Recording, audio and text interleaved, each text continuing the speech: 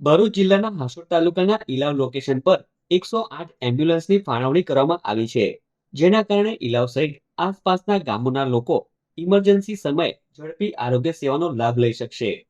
આ 108 એમ્બ્યુલન્સ ઇલાવ આરોગ્ય કેન્દ્ર પર તૈનાત રહેશે, જેમાં 2 પાયલટ અને 2 EMT ફરજ બજાવશે.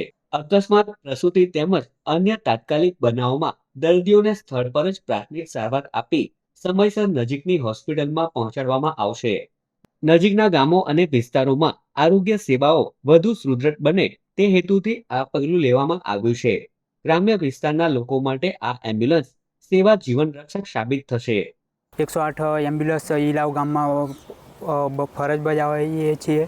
આજુબાજુના ગામમાંથી કોઈ બી કોલ કરે તો અમે હોસ્પિટલ લઈ જવા માટે તૈયાર છીએ એની ટાઈમ.